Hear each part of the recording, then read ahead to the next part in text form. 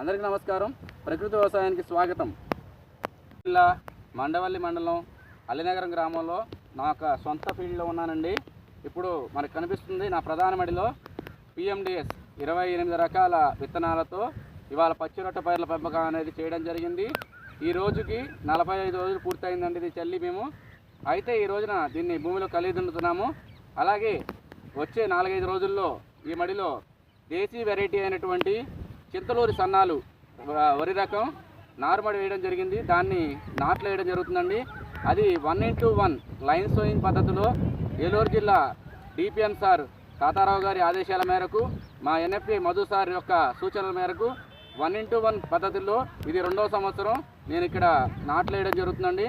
ఇది పూర్తి స్థాయిలో ప్రకృతి వ్యవసాయ పద్ధతిలో పండిస్తున్నామండి. అలాగే ఈ లైన్ సోయింగ్ వేసిన పిమ్మట గట్లపైన కంది, అరటి మొదలగు మొక్కలను ఉంచడం జరుగుతుంది. అలాగే ఈ యొక్క పద్ధతులు రాజీలేని సూత్రాలన్నీ కూడా పాటిస్తూ నారు శుద్ధి చేసి నాట్లు వేయడం జరుగుతుందండి. అలాగే దుక్కిలో ఘనజీవామృతం వేసుకోవడం జరుగుతుంది. అలాగే తర్వాత ద్రవజీవామృతము అవసరమైన మేరకు కషాయాలను కూడా ఉపయోగించి పూర్తి స్థాయిలో ప్రకృతి వ్యవసాయం చేయడం జరుగుతుందండి. అలాగే రాజీలేని సూత్రాల్లో భాగంగా ముందు జాగ్రత్త చర్యలుగా పక్షి స్థావరాలు, పసుపు పళ్ళాలు, అలాగే లింగాకర్షక బుట్టలను కూడా ఏర్పాటు చేసుకోవడం జరుగుతుంది. ఈ యొక్క పద్ధతిని నేను గత 7 సంవత్సరాల నుంచి చేస్తున్నాము.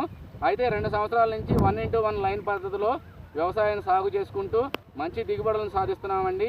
ఖర్చు అనేది పూర్తి స్థాయిలో గణనీయంగా తగ్గుతుంది. అలాగే దిగుబడి విషయంలో కెమికల్ ఫార్మర్స్తో పాటుగా పోటీగా మన దిగుబడులు అనేవి సాధిస్తున్నాము. అలాగే వ్యయ ప్రయాసాల్లో అలాగే ఖర్చుల్లో కూడా దిగుబడుల ఆదాయాల్లో కూడా మనం కెమికల్ ఫార్మర్స్తో పోటీగా ఉంటున్నాము.